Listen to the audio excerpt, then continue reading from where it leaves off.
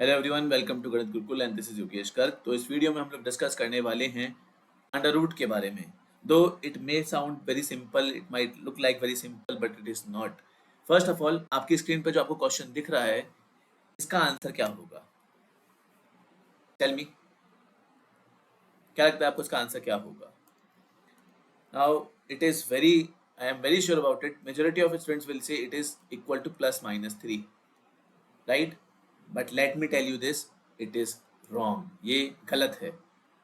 Under root of 9 is not equal to +-3, else it is equal to only 3। Negative नहीं आएगा, no, इसका output negative हो ही नहीं सकता है। इसका आउटपुट सिर्फ स्ट्रिक्टली नॉन नेगेटिव होता है। जो ये सिंबल होता है अंडर रूट ऑफ एक्स, इसके बारे में सुनिएगा ज़रा ध्यान से, बल्कि मैं आपको इसके बारे में बहुत कुछ चीज़ें बता देता हूँ। जो ये सिंबल है ना, यहाँ पे एक्स है, ठीक है, ये 2 होता है, इधर 2 का मतलब होता है ये स्क्वायर रूट है, राइट? इधर जो इनपुट है, जैसे मान लो मैंने इसको लिखा है इज इक्वल टू वाई, जो ये y है ये भी ग्रेटर देन इक्वल टू 0 होगा, और जो ये x है जो इनपुट डाल रहे हो वो भी ग्रेटर देन इक्वल टू 0 होगा। ये इसका रूल होता है, ये इसका रूल होता है। नाउ यू माइट से कि सर बट अगर हमारे पास क्वेश्चन आया कि भाई लेट्स से हमारे पास ये क्वेश्चन आया एग्जाम में कि x² इज इक्वल टू 9, तो उसका आंसर तो x इज इक्वल टू +-3 होता है ना? बिल्कुल होता है, it is correct, it is absolutely correct. तो फिर स्क्वायर रूट ऑफ 9 तो +-3 होना चाहिए? No, it is not. क्यों? x इज इक्वल टू √9, ये एक लीनियर इक्वेशन है, इसका सिर्फ एक ही आंसर आएगा। x² इज इक्वल टू 9 एक क्वाड्रेटिक इक्वेशन है, इसके दो आंसर आएंगे। लेकिन सॉल्व करते वक्त तो ऐसा होता है, मैं दिखाता हूं आपको कि क्यों ऐसा गलत सॉल्विंग हो जाती है। I will show you. while solving x² is equal to 9, majority of students what they do कि यहाँ पे इस 2 को ऐसे शिफ्ट कर देते हैं। फाइन, मतलब ऐसे सोचते हैं कि सर अगर x² इज इक्वल टू 9 है तो x इज इक्वल टू 9 की पावर हाफ हो गया, लॉ ऑफ एक्सपोनेंट से, है ना?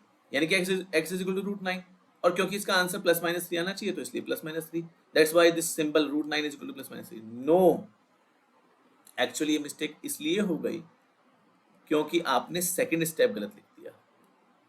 होता ये है कि अगर x² इज इक्वल टू 9 है तो सीधे x ही +-√9 बन जाता है, इसलिए x की वैल्यू +-3 आती है।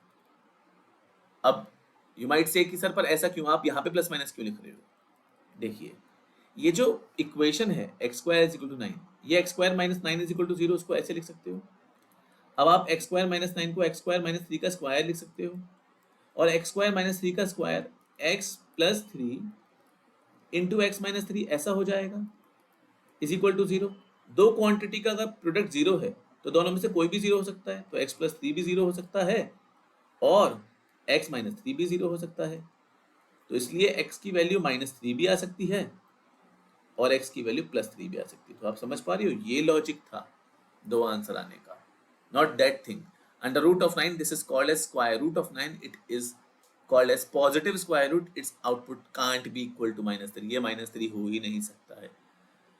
तो इसका थोड़ा ध्यान रखिए। And let me ask you one question just to check whether आपने ये चीज सीखी है कि नहीं।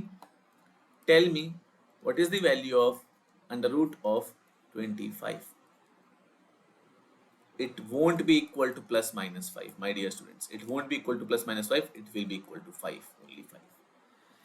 तो ऐसे ही बहुत शानदार कंसेप्ट सीखने के लिए आप गणित गुरुकुल देखते रहें। मैं आपको इस वीडियो में एक कंसेप्ट के साथ छोड़ के जाना चाहता हूं जिस पर आप अपना विचार करें और मुझे जवाब दें कि अगर आपके पास यहाँ पर ऐसे लिखा हुआ है, ठीक है, ये सपोज करिए कुछ a है, ऑब्वियसली a यहाँ पे कुछ भी हो सकता है क्योंकि मैं स्क्वायर रूट की बात नहीं कर रहा हूँ, मैं आपको एग्जांपल देके बता रहा हूँ। जैसे आपने देखा होगा, इसका मतलब क्या होगा? क्यूब रूट, a की पावर 1/3, राइट?